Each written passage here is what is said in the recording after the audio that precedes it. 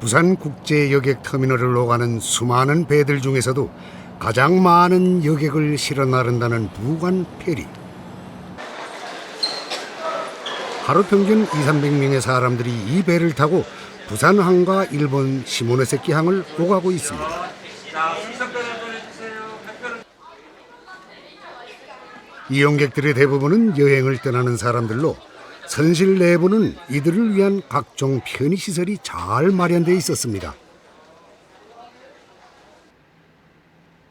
운항시간만 12시간 가까이 소요되는 만큼 안락한 시설을 제공해 이용객들을 편안하게 여행을 즐길 수 있도록 했다는군요.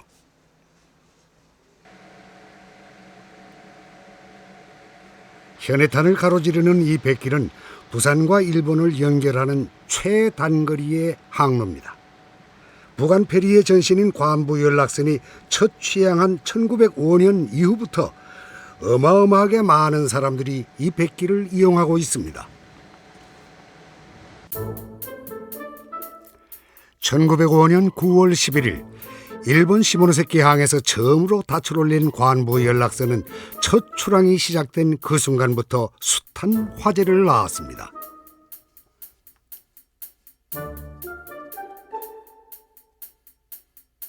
그 당시의 관부 연락선은 종래에는 볼 수 없었던 아주 현대적인 배였는데, 호화시설로 꾸며진 1등실의 경우 승선 요금이 한 달 집세와 맞먹을 만큼의 비싼 값을 자랑했고, 2등실 역시 요금이 만만치 않아 대부분의 서민들은 주로 3등실을 이용했다고 합니다. 어찌됐건 호화시설을 갖춘 최신식 선박 관부 연락선은 그 자체만으로도 큰 화제가 되었습니다. 그 안에는 온천이라든지 그다음에 뭐 1등실이라든지 특실 같은 경우는 굉장히 화려하게 만들어졌었는데, 뭐 그 당시에는 비행기가 없던 시절이니까 지위고하를 막론하고 선박을 이용하던 시절이니까 그 지위에 따라서 이용할 수 있게끔 아마 그 선박에도 그 등급을 매겨가지고. 물론 지금이야 언제든지 쉽게 이용할 수 있는 뱃길이지만 그때 당시만 해도 관부 연락선의 취향은 획기적인 사건이었습니다. 바다 건너 일본을 건너간다는 것 자체가 상상하기 힘든 일이었죠.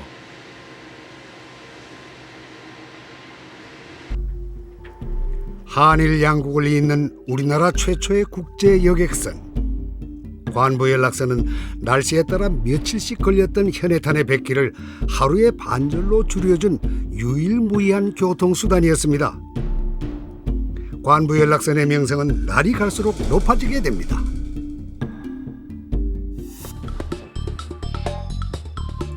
(1905년) 관부 연락선이 첫 취항을 했을 당시엔 300명가량의 승객을 실어 나를 수 있는 정도의 규모였는데, 1920년 이후부터는 700명가량의 승객을 태울 수 있는 초기보다는 2배 이상 커진 선박들이 운항됐습니다. 이렇게 점점 대형화된 관부 연락선은 1940년대에 접어들면서 2,000명의 승객과 2,000톤의 화물을 운반할 수 있는 초대형 선박으로 커지게 됩니다.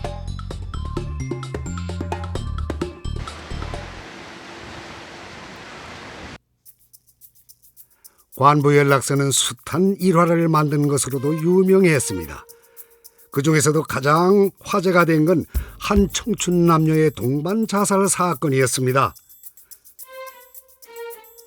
관부 연락선을 타고 부산으로 향하던 청춘 남녀가 서로를 껴안고 현해탄에 몸을 던지는 일이 벌어졌는데, 사람들을 더욱 놀라게 한 건 이 사건의 주인공이 사회찬미라는 곡으로 시대를 풍미했던 여가수 윤심덕이었다는 거였죠.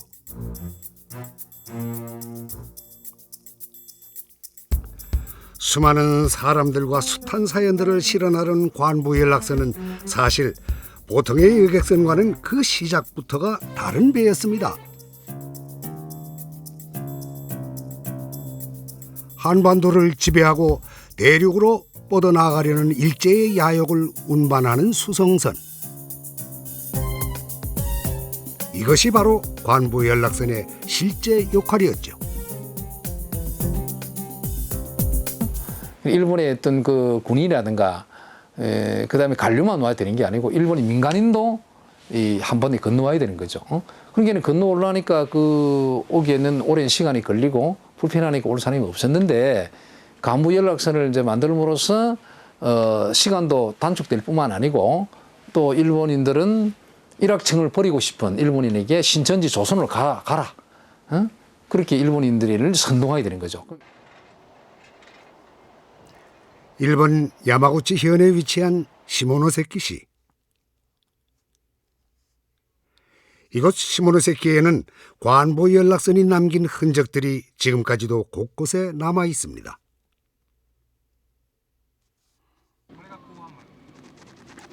국제여객 터미널 인근 단 모양의 커다란 조형물 하나가 길가에 세워져 있습니다.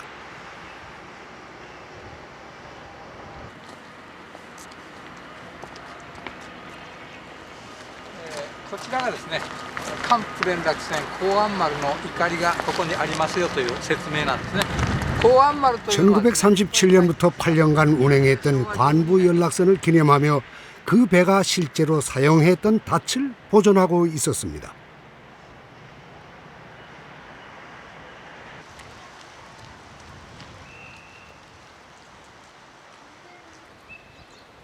관부 연락선에 부두가 있었던 자리에 만들어진 기념 광장. 이곳에서 관부 연락선의 또 다른 흔적을 발견할 수 있었습니다. 관부 연락선의 역사를 자세히 새겨놓은 기념 비석입니다.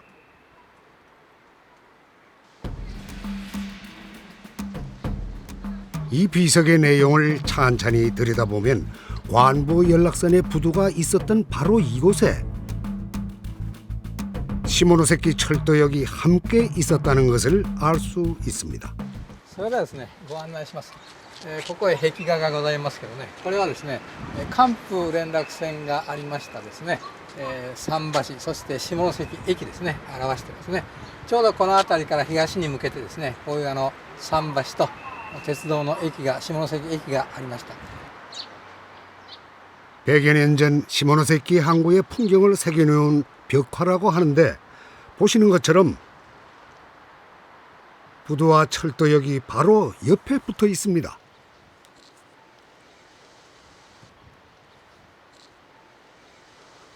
부두 안쪽까지 철도를 깔아 기차에서 배로 곧장 갈아탈 수 있게 만든 거였죠.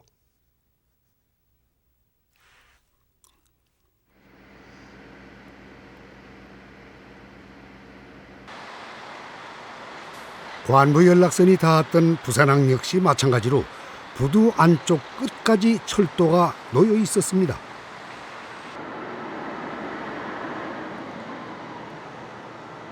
제 지금 앞에 보이는 마치 선같이 쭉 길을 까맣게 보이는 이 자리, 이 오른쪽 검게 보이는 부분, 아스팔트가 보이는 이 부분은 바로 여기 철로가 있었던 자리입니다. 그 자리를 지금 아스팔트로 덮은 것이죠. 바닥에 철도가 깔려 있었던 제1부두의 모습은 시모노세키 항구의 옛 모습과 거의 흡사합니다. 부산항과 시모노세키 항에 만들어진 똑같은 구조의 철도역과 두 철도를 이어준 관부 연락선의 취향. 그것은 바로 일본 제국주의의 시작을 예고하는 것이었습니다. 일본은 동경에서부터 시모노세키를 거쳐서 부산에서 다시 또 경성으로 다시 만주까지 이르는 긴 여정을 열차와 배와 또 다시 열차를 이용해서 쉽게 갈 수 있다는 것을 만방에 알리기 위해서라도 여기 부두에다가 이렇게 열차를 대할 수 있게끔 설치했을 겁니다. 러일 전쟁이 한창이었던 그 무렵 일본은 한반도의 지배권을 확보하는 데 혈안이 돼 있었습니다. 한반도를 관통하는 철도 건설 공사가 이뤄진 것도 바로 이때부터였죠. 대륙 침략의 야욕을 품고 있었던 일본에게 있어 한반도 철도 부설권은 놓칠 수 없는 기회였습니다.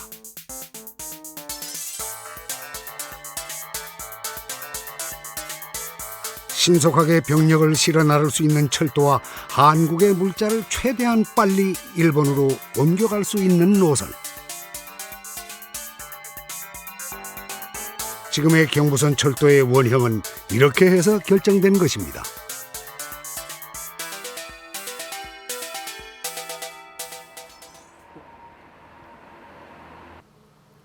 당시 일본이 부산항의 확장 공사를 어떻게 해나갔는지를 알 수 있는 자료가 부산 시민 도서관에 남아 있습니다. 내용을 보면 그 당시 부산항 확장 공사가 일본에게 얼마나 중요했는지를 잘 알 수 있습니다.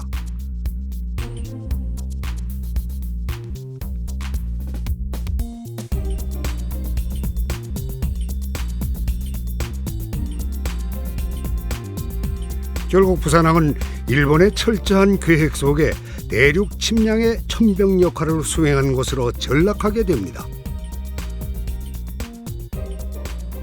1905년 1월 1일 경부선 철도가 개통됐고 같은 해 9월 11일 일본은 현해탄 항로의 관부 연락선을 취향시킵니다. 일본에서 선박을 통해 만주까지 갈 경우 16일 이상이 소요됐던 것이 관부 연락선과 철도를 이용한 이후부터는 단 6일이면 충분했습니다.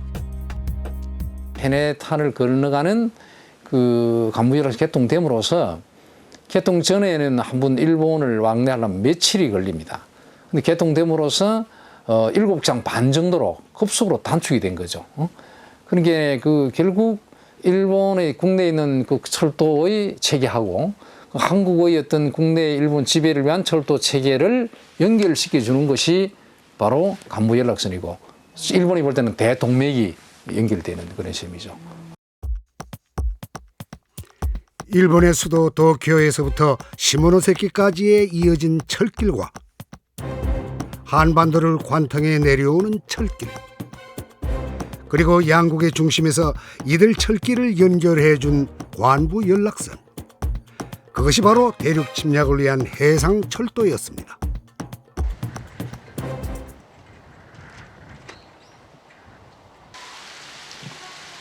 관부 연락선의 운항 역사를 전시하고 있는 시모노세키시의 히로바 광장. 비석에는 현해탄을 오갔던 선박들의 이름이 새겨져 있습니다. 名前がついてますのは壱岐丸と対馬丸ですね。対馬と壱岐、ご存知の島でございます。それからあと韓国の関係でしたね。高麗とか新羅とかですね。京福、こういうような名前がずっとついてまして。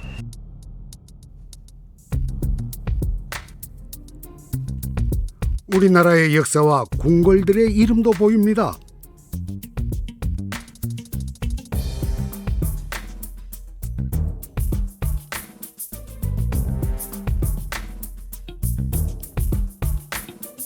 만주와 관련된 흥안이라는 이름도 있고요.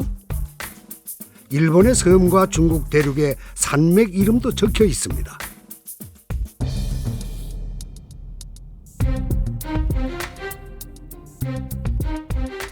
관부 연락선의 이름은 예사로 만들어진 이름이 아니었습니다.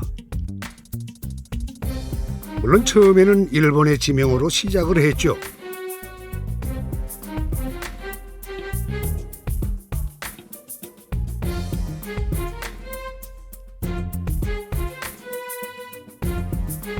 한반도의 역사를 건너와 조선 왕조의 궁궐을 타넘고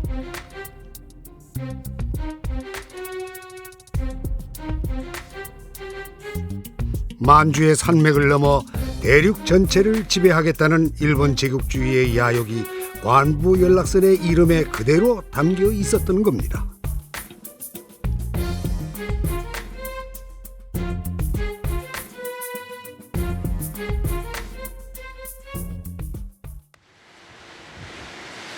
현해탄을 이어준 관부 연락선은 조선을 지배하려는 이들과 수탈하려는 이들을 건너오게 했고,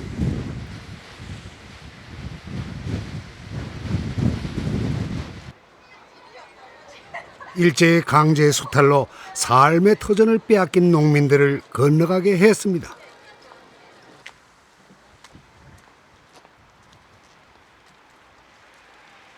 시모노세키 항구가 제일 잘 보인다는 한 공원을 찾았습니다. 이곳엔 관부 연락선의 마지막 흔적이 こち 남겨져 らにあります 있었습니다. のは関府連絡船金論丸の慰霊碑です。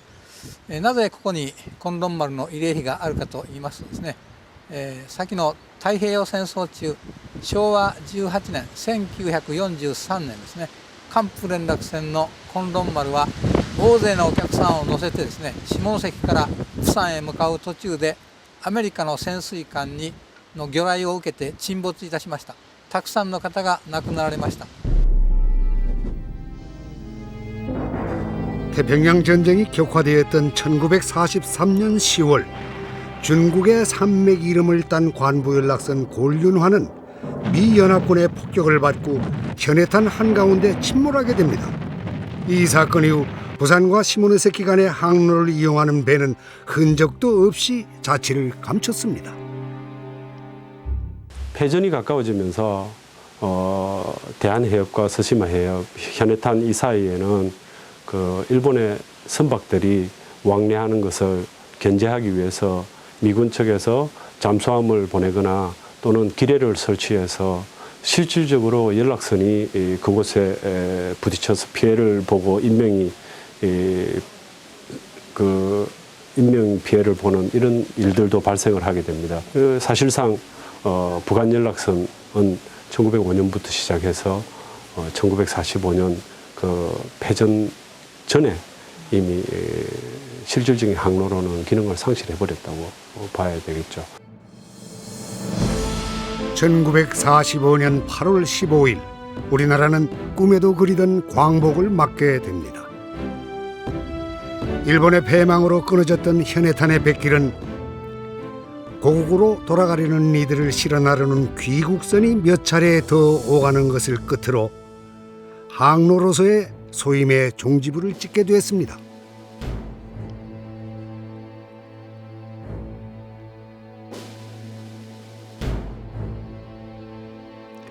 일본의 강제로 끌려갔던 수많은 조선의 청년들,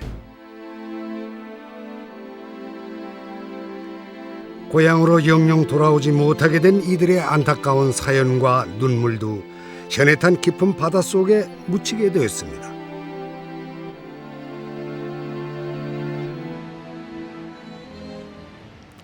부산과 일본을 연결하는 이 항로에 다시금 백구동이 울리게 된 건 한일 국교 정상화 이후인 1970년부터입니다.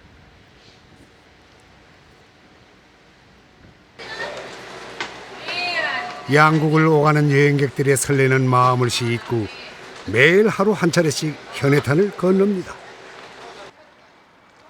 눈물과 절망이 뒤섞인 관부 연락선의 애완서린 얘기는 현해탄과 함께 흘러 역사의 뒤안길로 사라지고 이제는 새로운 희망의 백길로 이어지고 있습니다.